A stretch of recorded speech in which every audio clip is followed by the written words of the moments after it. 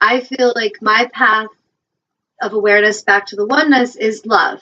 And so when I enter that, if I want to embody a state of love, I have to give that to myself as well.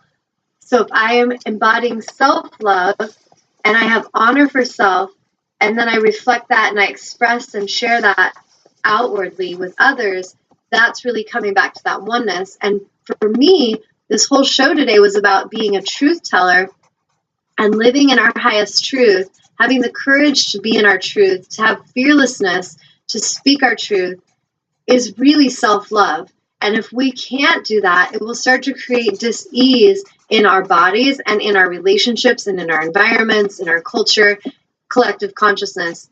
And it creates this insanity, or the complexity is the reading I shared, the complexity that's actually an illusion that starts to dim one's own light.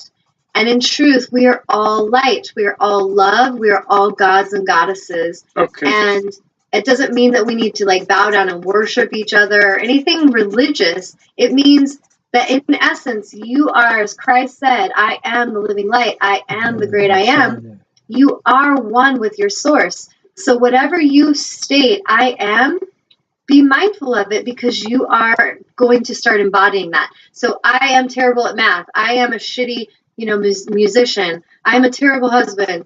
I'm an amazing healer. I am a beautiful gardener.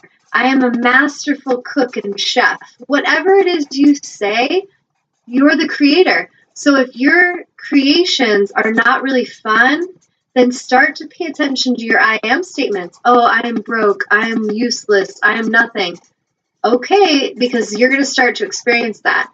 So if you want to experience a more beautiful, blissful reality, part of this whole dialogue today was to help us to come back to a state of oneness with our source, our heart's truth, and love self, and start to express our I am statements of not, what do I have to do? Because there is nothing you need to do. Remember that? There's nothing we need to do.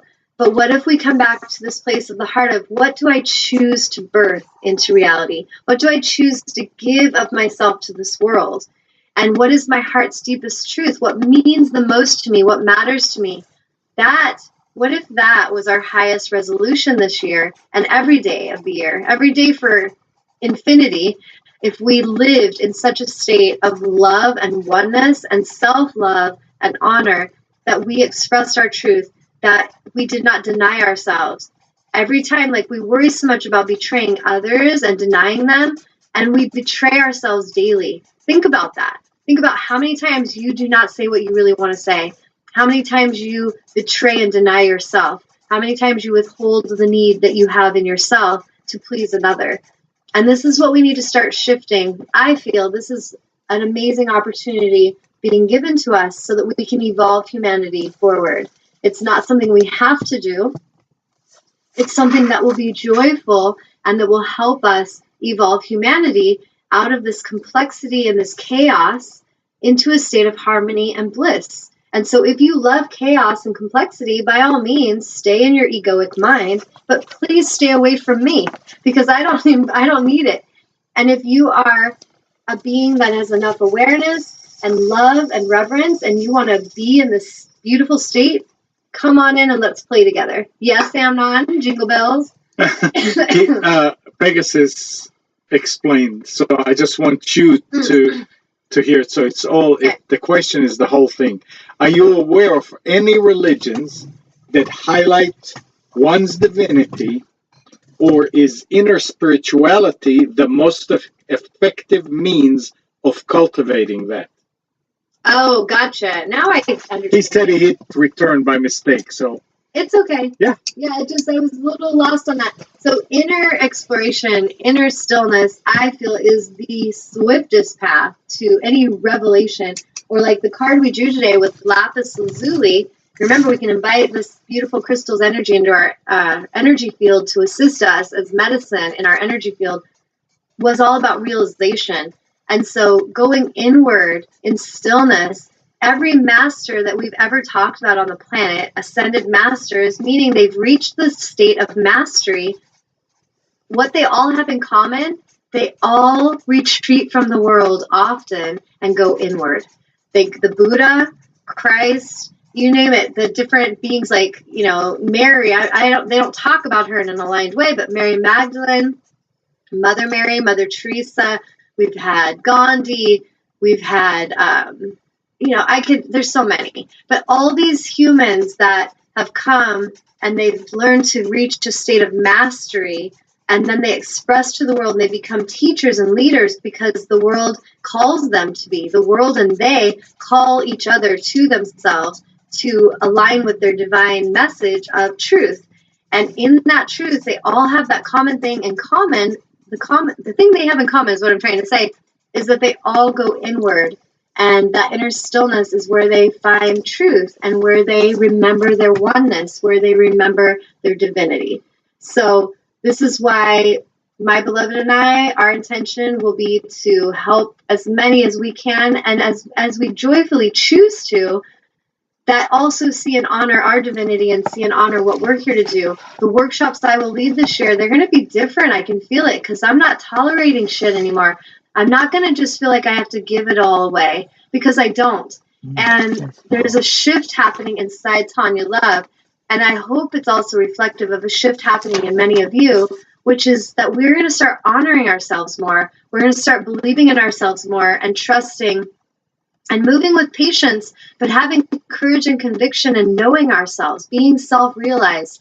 And we are going to be powerful leaders when we do that. And we're going to ignite this in others because that's how it works.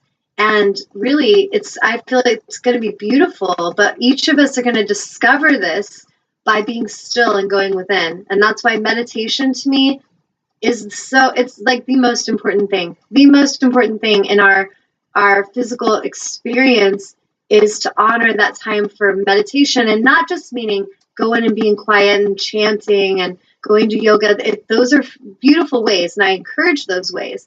But it's really like the girls who mentor, and not just girls, men and women who mentor with me in my yoga teacher trainings, what they learn from working with me for 3 months in a mentorship is that Tanya Love's medicine that she ignites in them is to learn and to embody the ability to move in a moving meditation in everything you do.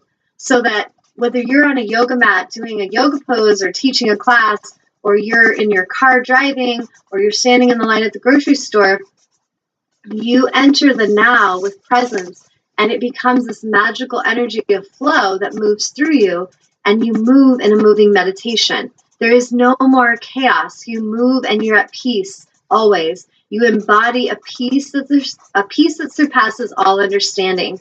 And that is what one will gain from meditation, but it's not necessarily like just materialistic gain. And so to many humans, the path of meditation will seem very boring and like, why should I go there? I got stuff to do. I need entertainment. Let's go distract ourselves again. And that's fine. You'll continue to do that as humans until you realize that it really doesn't serve you and it is not helping you. And once you've exhausted yourselves, you'll all come to this place of surrender where you'll lay down and you'll listen. And that is truth. That's how it will work for every one of us. And I just am here to encourage you to choose that on your own, because as we choose that, it's going to be more beautiful and graceful than if it's kind of given to us because of our lack of listening. These can be more extreme lessons that we go through when we're ignoring Spirit's call, when we're ignoring, and it's not Spirit externally, we're ignoring higher self's calling, your own heart and soul, your own divinity calling to your attention, calling to get your attention is what's really happening. It's you. You have been waiting this whole time to meet you. And that's what I hope, that you will all have the courage to go and open the door and look inside and get to know you, your true divinity. So on that note, we're 10 minutes over and I'm going to sign off. Is there any final comments? Nope. Okay. Well, thank you guys for writing in and for calling in, Tiffany. And I wish you all the best in living your truth and having courage, being courageous, fearless warriors of light. And really know your magnificence and your divinity is there, and you don't need to earn it. Start living like the kings and queens and the gods and goddesses you are. And that doesn't mean we look down on others. It means that we embody our power fully and we ignite that in everyone around us. That's true divinity. It's not about being a dictator looking down on others. It's about moving with each other in our oneness.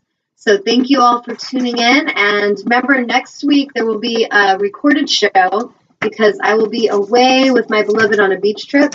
And then we will be back live again the following week. So if you guys want to tune in next week, Amnon will put up a different video. And in the meantime, go to YouTube and you can follow me there on Tanya Love and watch as many videos as your heart desires. So thank you so much, guys, and have a beautiful day. Namaste.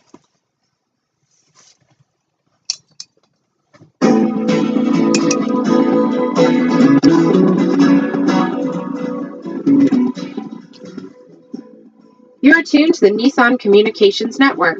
Our weekly lineup of call-in programs includes Computers 2K Now with Amnon Nissan, My Life, My Will with Gisela DiCarlo, The Tanya Love Show, Help Then with Debbie Bruck, Breaking Free with Marilyn Shannon, Triangle Be Well with Howard Jacobson, Lunch and Learn with Rabbi Yisrael Cutler, Lessons of Vietnam with NCVVI members, Parent Dome with Ryan Miller, Current Affairs with Amnon Nissan. And if you tuned in too late, you can always watch each program in its entirety or download an MP3 audio file of it in the archives section on nissancommunications.com.